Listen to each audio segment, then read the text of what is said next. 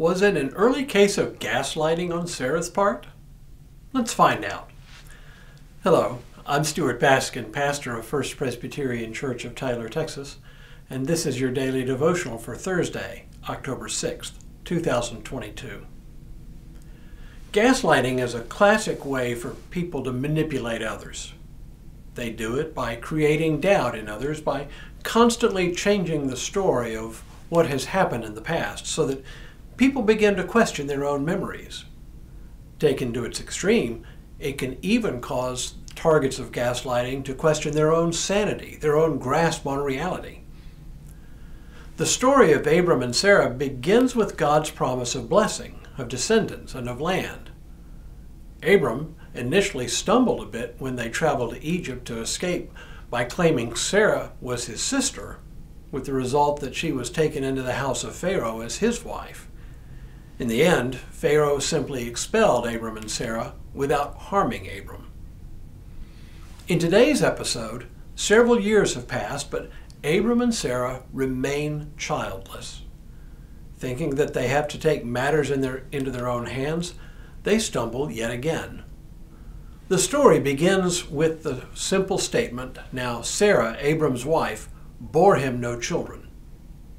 If this sounds accusatory, that's because it is.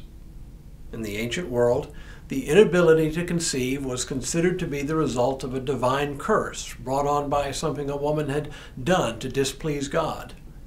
In short, barrenness was frequently regarded as a punishment from God.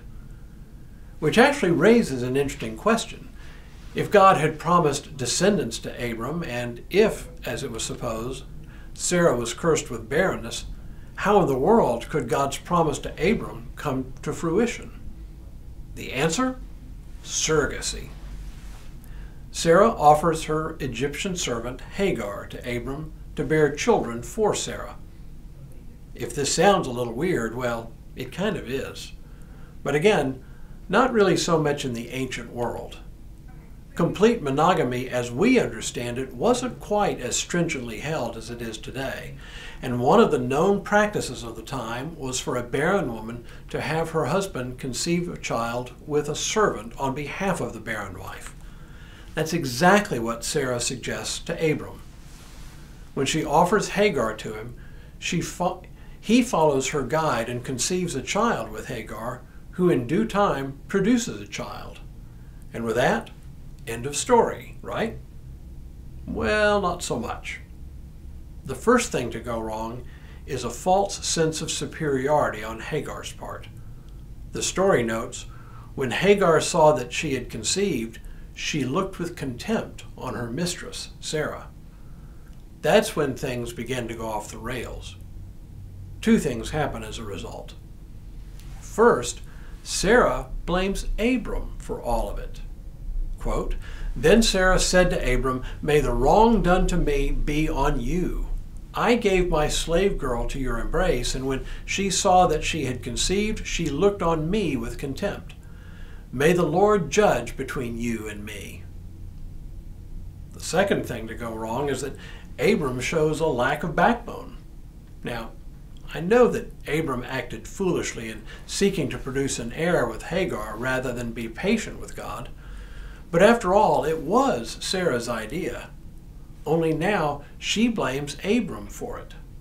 It does seem to be a bit of gaslighting on Sarah's part. And Abram's response? "Your slave girl is in your power. Do with her as you please." That's pretty cold. The least one should expect from Abram is at least a partial defense of Hagar for bearing a child for them. Hagar is certainly in the wrong for showing contempt for Sarah, but let's face it, she has been used by two other people for their benefit, not hers. Now, what does Sarah do? Well, we don't know exactly. The Bible is a little thin on detail, but we know it didn't go well for Hagar. The story simply notes, "Then Sarah dealt harshly with her, and Hagar ran away from her."